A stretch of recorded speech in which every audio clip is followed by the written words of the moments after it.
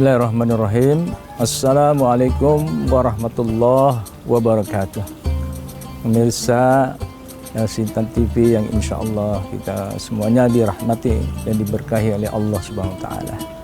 Pemirsa yang dirahmati Allah, pada kesempatan ini saya ingin memberikan sedikit tausiah bahwasanya kita kadangkala sebagai manusia itu suka lupa, terutama adalah suka lupa bersyukur kepada Allah SWT. Padahal begitu banyak nikmat yang Allah berikan kepada kita, tapi kita seringkali kita lupa bahwa nikmat itu tidak terhitung jumlahnya. Wa in ta'uddu ni'matallah la tuhsuha. Apabila engkau menghitung-hitung nikmat Allah, pasti kata Allah, kamu tidak akan bisa menghitungnya. Karena begitu banyaknya nikmat yang sudah diberikan oleh Allah dan yang akan diberikan oleh Allah kepada kita. Tapi dari semua nikmat itu, dan yang terpenting bagi kita sebagai muslim adalah nikmat iman dan nikmat Islam. Inilah nikmat yang terbesar yang diberikan kepada kita, nikmat iman dan nikmat Islam. Tidak semua penduduk bumi ini yang jumlahnya 7 miliar lebih mendapatkan nikmat itu. Hanya sekitar kurang lebih 1,9 sampai 2 miliar manusia yang bisa menikmati nikmatnya iman dan Islam itu. Entah karena dia mencari hidayah, mengejar hidayah dari Allah, apa karena dia diajarkan oleh kakek neneknya sehingga dia bisa mendapatkan hidayah itu. Dan memang hidayah itu harus dicari, bukan semata-mata diberikan oleh Allah SWT. Karena itulah ma'asyiral muslimin, pemirsa yang dirahmati Allah Subhanahu wa Ta'ala, hendaknya kita bersyukur kepada Allah atas segala nikmat yang Allah berikan kepada kita. Utamanya adalah nikmat iman dan nikmat Islam. Orang yang bisa menikmati iman dan Islam ini insya Allah ya, hidupnya penuh dengan keberkahan, penuh dengan keselamatan. Orang yang sering bersyukur kepada Allah nanti akan ditambah nikmatnya oleh Allah SWT. La in syakartum la azidannakum wa la in kafartum inna azabi lasyadid. Orang yang bersyukur atas nikmat Allah SWT akan ditambah nanti nikmatnya oleh Allah. Tetapi apabila dia kufur atas nikmat-nikmat Allah, maka nanti yang terjadi adalah azab dari Allah SWT. Macam-macam azabnya, berupa penyakit, berupa stres, berupa kecelakaan dan sebagainya. Yang intinya adalah penderitaan yang kita akan alami. Jika kita bersyukur kepada Allah atas nikmat iman dan Islam ini, kata Allah bahwa sebagai seorang muslim ya, kita ini selalu beruntung. Kenapa? Karena seorang mukmin itu ajaban li amril mu'minin ya, sungguh ajaib, sungguh menakjubkan seorang muslim itu. Kenapa? Seorang muslim itu ketika dia dapat keberuntungan, dapat rezeki, dapat keberkahan dari Allah, dia bersyukur. Ketika dia mendapatkan musibah, ujian dari Allah, maka dia akan bersabar.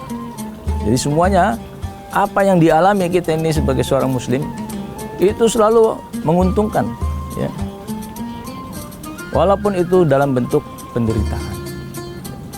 Mudah-mudahan kita ini sebagai seorang muslim selalu memperbanyak syukur kepada Allah SWT. Meskipun kita merasakan ujian-ujian, bahkan ujian yang begitu berat yang kita alami sepanjang hidup kita ini, maka kita tetap bersyukur kepada Allah. Nanti hati kita ini akan menjadi tentram. Ya, karena apa? Semuanya yang kita terima dalam bentuk apapun dari Allah Subhanahu wa taala akan kita rasakan sebagai sebuah nikmat dari Allah Subhanahu wa taala. Masyiral muslimin, pemirsa Elsinta TV yang dimuliakan Allah Subhanahu wa taala. Pada dasarnya hidup ini adalah ujian dari Allah Subhanahu wa taala. Ya, banyak sekali ayat Al-Qur'an yang menyatakan hal itu.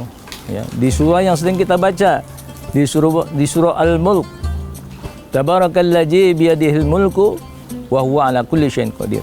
Alladzi khalaqal mauta wal hayata liyabluwakum ayyukum ahsanu amala.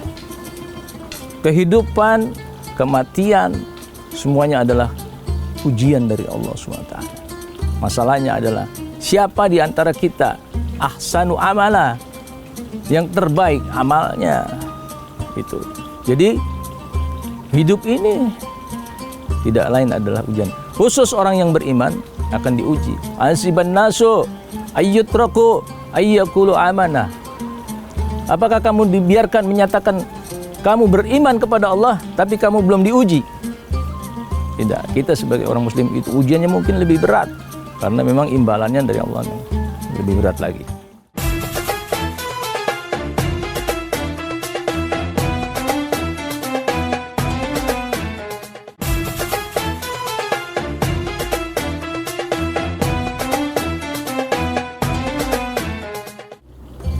Pemirsa Elsinta TV yang sama-sama dirahmati oleh Allah Subhanahu wa taala. Tadi saya sudah menyampaikan bahwa hidup ini adalah ujian. Baik yang dijabarkan di dalam surah Al-Mulk maupun di dalam surah Al-Ankabut. Jadi selama kita hidup di dunia ini, kita tidak luput dari ujian. Ya. Dan begitulah ya, siklus kehidupan manusia. Kita ini selalu sepanjang hidup kita ini diuji. Ya, ketika kita masuk SD, kita diuji, dites dulu. Ya, udah masuk SD, ada ujiannya. Ketika mau lulus SD diuji lagi. Masuk SMP diuji. Keluar SMP begitu seterus sampai perguruan tinggi. Ya, makin berat ujiannya. Ya, karena makin tinggi levelnya. Jadi setiap kita diuji itu kita sebutnya naik level. Ya. Begitupun ketika kita kerja, masuk kerja dites. Ya. Ketika kita naik jabatan dites lagi. Begitu seterusnya. Jadi kita ini tidak luput dari ujian. Baik ujian yang dari manusia maupun ujian yang diberikan Allah. Ada perbedaan ujian yang diberikan oleh manusia dan ujian yang diberikan oleh Allah itu berbeda. Kalau ujian dari manusia itu jawabannya disembunyikan, tidak disebarluaskan, apalagi kunci jawabannya tidak diberikan sama sekali. Tapi kalau Allah, ujian Allah ya itu diberitahukan. Kunci jawabannya juga diberitahukan.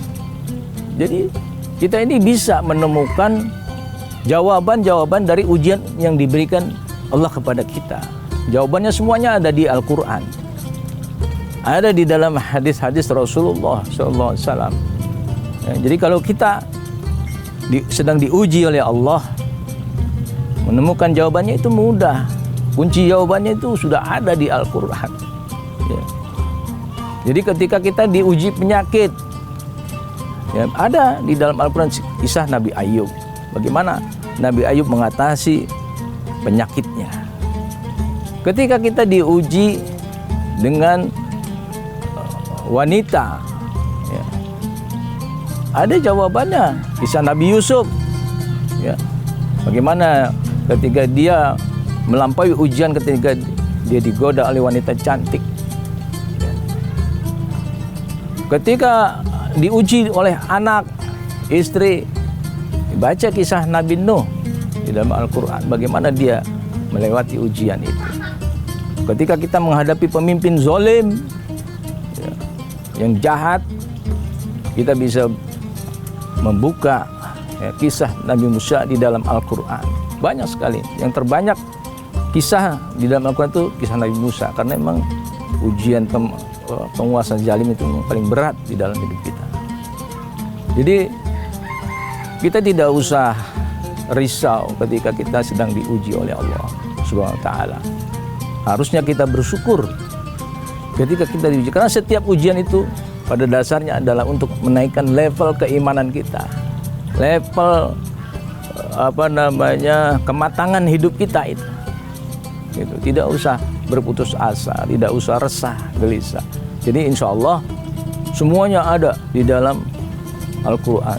Maka sering-seringlah kita membaca Al-Quran. Ya. Jadi kisah-kisah itu sudah ada ya, di dalam Al-Quran. Petunjuk-petunjuknya ada di dalam Al-Quran. Apalagi di dalam hadis-hadis Rasulullah Sallallahu Alaihi Wasallam. Jadi pemirsa yang dirahmati oleh Allah SWT, ketika kita ini menyadari bahwa hidup itu penuh dengan kenikmatan yang diberikan oleh Allah SWT. Bagi orang yang beriman, ya, apa yang diberikan oleh Allah itu, meskipun sebuah musibah sekalipun, itu bagi orang mukmin itu adalah kenikmatan. Ya, karena itulah kita nggak bisa menghitung nikmat Allah. Banyak sekali nikmat Allah itu. Jadi ada sahabat Nabi ya, yang ketika dia mendengar Nabi pernah bersabda bahwa orang yang sakit itu pada dasarnya sedang digugurkan dosa-dosanya. Ya. Lalu ada sahabat Nabi Ubay bin Ka'ab, ya, dia malah minta kepada Allah, ya Allah berikanlah saya sakit. Ya. Minta sakit supaya apa? Dia pengen menggugurkan dosa-dosanya. Maka dia suatu ketika dia sakit demam. Ya. Badannya panas. Ketika dipegang oleh sahabat yang lain, kaget sahabatnya, panas sekali badannya. Tapi dia selalu minta, ya Allah janganlah penyakit ini, ya, perpanjanglah rasa sakit ini supaya gugur semua dosa-dosa saya. Begitu yang dialami oleh Ubay bin Ka'ab. Kemudian ada sahabat Nabi yang kaya raya namanya Abdurrahman bin Auf. Ya. Seorang pebisnis bertangan dingin. Dia itu bukannya ngejar rezeki, tetapi dia dikejar-kejar rezeki. Ya, begitu banyak rezeki yang datang kepada dia. Ketika dia hijrah ke Madinah, ya, teman-teman yang lain sedang mencari bantuan. Ya, dia cuma minta, tunjukkan saya pasar. Lalu dia berdagang di pasar. Dalam tempo beberapa lama dia sudah menjadi pengusaha yang bonafit. Begitu. Suatu ketika dia mendengar bahwa kata Nabi, sabda Nabi bahwa orang yang hidupnya penuh dengan kesenangan, kaya raya, itu nanti masuk surganya merangkak. Dia menangis. Abdurrahman bin Auf menangis. Bagaimana nanti kalau saya masuk surga merangkak? Akhirnya dia berdoa kepada Allah, ya Allah miskinkan saya. Jadi yang dia berdoa itu orang-orang minta kaya. Dia minta miskin, minta supaya hidupnya ini miskin, supaya masuk surganya nanti lancar. Akhirnya dia hartanya itu dibagi-bagikan kepada sahabat-sahabat, kepada orang-orang miskin. Habis hartanya. Tapi beberapa lama kemudian datang lagi. Suatu ketika dia panen kurma. Begitu banyak kurmanya. Sudah dibagi-bagikan kepada sahabat-sahabat, kepada masyarakat sekitar. Tetapi masih ada di gudangnya. Sampai membusuk itu kurmanya. Kurmanya itu sampai membusuk. Tapi tiba-tiba ada orang datang kepadanya. Mencari kurma busuk. Kata, ambil saja. Gratis. Bawa saja. Tidak. Saya akan bayar 10 kali lipat. Karena ini untuk obat penyakit wabah yang menimpa negeri saya. Masya Allah. Begitulah yang terjadi terhadap Abdurrahman bin Auf dan sahabat-sahabat.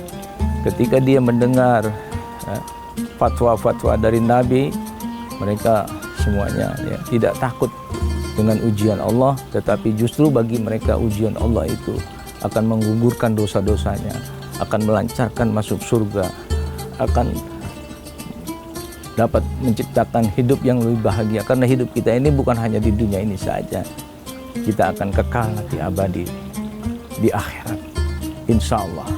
Pemirsa, nanti kita lanjutkan lagi pembicaraan kita di segmen yang akan datang. Terima kasih.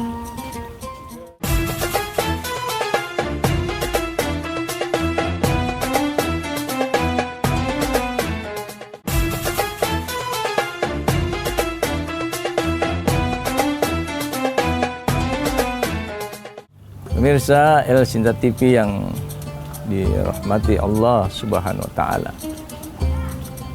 ketika kita bersyukur menjadi seorang muslim, seorang mukmin, insya Allah nanti kita akan ditambah keimanan dan keislaman kita ini. Kedalaman iman kita akan ditambah, wawasan Islam kita, pengetahuan Islam kita akan ditambah oleh Allah Subhanahu wa Ta'ala. Itulah yang menjadikan hidup kita ini insya Allah penuh dengan keberkahan, penuh dengan ketenangan, penuh dengan siraman rahmat dari Allah Subhanahu wa Ta'ala. Bahwasanya menjadi seorang muslim, seorang mukmin, ya, tidak ada ruginya, ya. Jadi saya katakan ajabal bi amril mukminin, sungguh menakjubkan kehidupan seorang mukmin itu. Ketika dia mendapat kesenangan, mendapat rezeki yang banyak, dia bersyukur kepada Allah seperti Nabi Sulaiman. Tapi ketika dia dikasih ujian, musibah, ya, apa saja bentuk musibahnya yang sangat menyakitkan, dia bersabar. Dan sabarnya itulah yang akan menambah derajatnya, mengurangi dosa-dosanya, seperti Nabi Ayub. Jadi kita ini insya Allah ya beruntunglah kita ini. Makanya kita selalu bersyukur kepada Allah karena keimanan dan keislaman kita. Ya. Seorang muslim mukmin itu harapannya tidak ada lain, ya, bahwa hidup dan kehidupan ini nantinya akan berakhir dan akan dilanjutkan dengan hidup yang abadi nanti di akhirat kelak. Karena itu tidak ada cara lain kecuali kita harus menapaki kehidupan ini sesuai dengan petunjuk